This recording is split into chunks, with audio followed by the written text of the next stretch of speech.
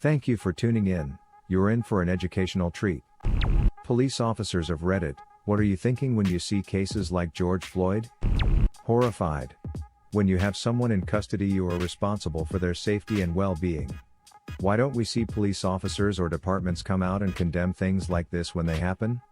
I was on a police subreddit yesterday and most people seem to agree with you, and stressing that this is less common than the media would have us believe. It was basically boiled down to, yeah, this is bad, the media jumps on it and the police are not set up to fight a PR battle with the media. I understand that argument, but when so many people agree that what happened is wrong, wouldn't it be a good move to stand up and say we do not condone this as an organization? It's a really bad look when they stay quiet, or, as is the case most of time, back up the officer in question. It's like if there was a problem with mailmen stealing packages, I would expect the post office to fire them, have them arrested, and let the public know that it won't be tolerated. I have a degree in law enforcement and work in corrections in Minnesota. My thoughts are duck that guy. Nobody is taught to put their knee on a guy's neck and leave it there until he passes out and dies. He may as well have had his hands around the man's neck. If I were to go off the video evidence, the officer should be arrested for murder. Correction. All of them present should be arrested for murder. Serious the situation was. So yes, they all are guilty. Get that? I'm speaking about what they deserve. A post I can finally answer. Based in Scotland, I'm a police officer with 5 years service, 2 of which I have been a part-time officer safety instructor.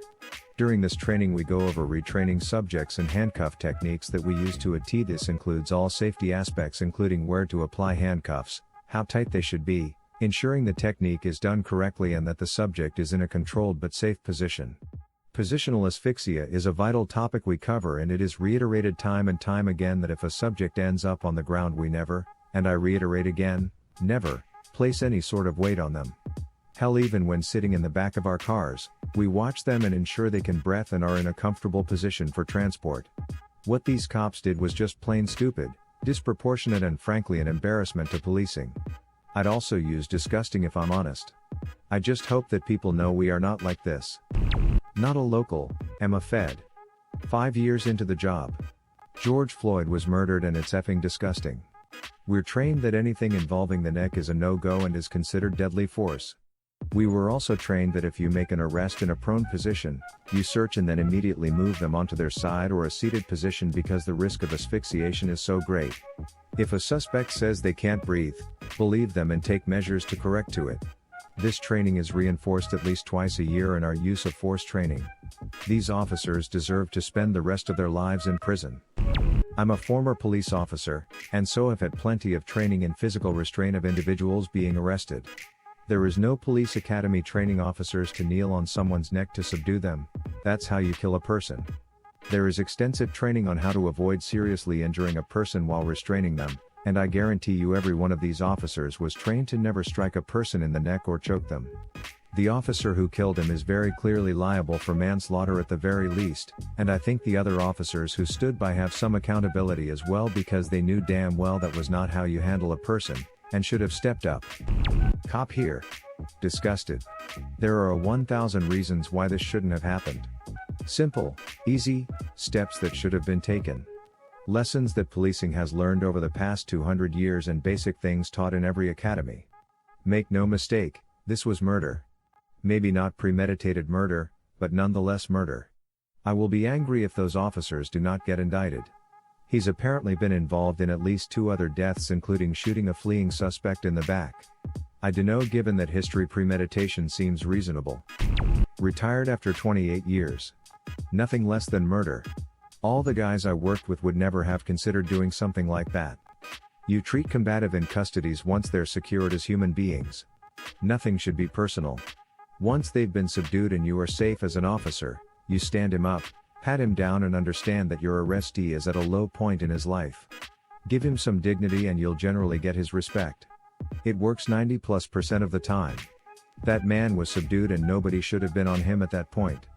The key phrase I keep hearing / reading in these cases, whether bad cop directly suffocates / strangles someone or fibrillates their heart with a taser, or cracks their skull, or maybe didn't touch them at all, is, I can't breathe.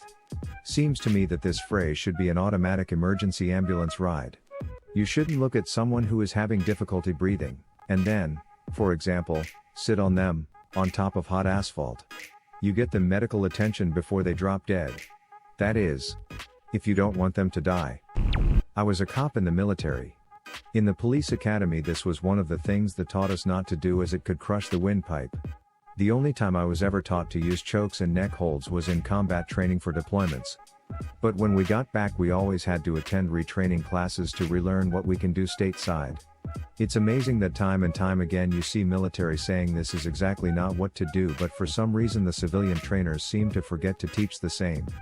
Would I rather be a POW to an American soldier versus American cop? I'll take soldier every time. You know what's sad is I've been told police agencies don't want to hire MPs because they're harder to retrain.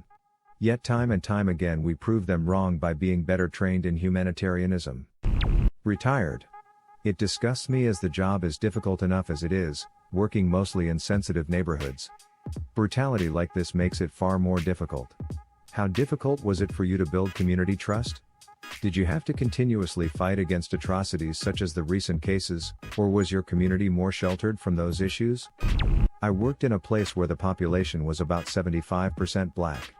As a white cop, I very quickly learned a lot about being respectful and how to be tactful. Humor goes a long way, and it's very important not to give off any sign of being fearful. They can sense it. You get used to shouts of abuse as you drive by, and guys on the corner will try to provoke you by openly drinking beer. Is it illegal? Yes, but you learn to pick your battles. If you do ever need to stop someone and question them, you know that if you take too long, you will suddenly find yourself surrounded by an angry crowd who have no idea what you are asking. People in these areas are almost always reluctant to even be seen conversing with a cop out of fear of being seen as a snitch.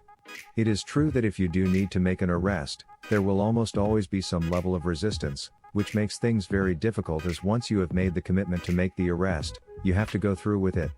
I am not in any way making excuses for the cops in this particular video, but it isn't easy. However, the cop with his knee on the poor guy appears to be of the alpha male type of cop. These guys are bullies by nature and very difficult to work with if you personally police to different standards. It's very difficult to intervene as a partner, as you will likely be ostracized. You take this route and your career is over. Your social life is over. Your marriage will have problems, as cop families are pretty close. Disgusted, especially by the frequency of these events. Glad that I work in a place where we're trained for years before we ever put on a uniform that communication is our greatest tool. Sad to know that this is going to happen again and again. As a Baltimore resident, do you think it's just the sheer size of the force that lets these situations continue to happen? I don't envy the officers who have to essentially work in a war zone, but sometimes it feels like there's no light at the end of our tunnel for making the city safer and for ending police corruption and misconduct. I'm a police officer in California. I am absolutely disgusted by the officers' actions. When someone is in our custody, you must treat them properly. I don't care if they are arrested for murder or forgery. They are a human with a story, and they deserve to be treated with dignity and respect. I had tears streaming down my face watching the video of George Floyd. We swore to protect our communities, and that's what we set out to do every day. Putting a knee into the neck of a handcuffed man for an extended period of time isn't protecting. A man has lost his life due to the gross negligence of an evil person. May he rest in peace. Sheriff's deputy here, and I must say that I am disgusted by the unnecessary loss of life. There are moments that make me regret what I do, and this is one of them. I've met my share of racists wearing a badge, and I'm ready for a career change. The oath we take is to uphold the law and Constitution, so for the officers on scene there that could have stepped in and prevented this, F you. One bad apple always ruins the bunch, unfortunately. I pray for the George's family and that justice is served. Throwaway for obvious reasons, and yes, I'm a white male. We do not unionize in my state for law enforcement, and I see many comments about systemic protection and abuse. I have never worked under a police union, but I have worked with people who were unionized, and I have heard my share of stories where law is protected by the union. Stories I hear are about union protection from bad leadership, but I can imagine those protections may extend further in cases such as this. I work for a U.S. federal bureau but am not a local police officer. All 4 cops need to go to jail. Derek Chauvin, the cop with the knee on George's neck, should have gone to jail long ago. The guy apparently has a history of doing this. This is his 3rd time in 15 years. Black people need to keep fighting and white/Asian/Latino people need to support them. Justice for cases like this won't come easy, and it won't come soon. But if they keep fighting, I truly believe that one day, eventually, it will come. My former local precinct. They did nothing except eat pizza and hang out at the gas station across from where this happened. The whole precinct needs to be investigated. They were never bothered with doing their job. For all the police officers here, what would the charges be if one of the bystanders pulled the police officer off of the poor guy? Assault on a police officer, obstruction of justice, and probably resisting arrest, depending on state laws of course, that gets tossed in as an easy one to charge, but usually gets pled off in court. I fear that if someone had intervened, that version of the story never would have received publicity. Death is a much more weighty headline. It's hard to intervene when there's no visible precedent of it being effective, and there is a strong precedent of reactive brutality. I wish we had positive stories available on the news in which de-escalation worked, but in a similar way to flattening the curve, it's so much harder to count saved lives than lost ones. What would have been your answer or question?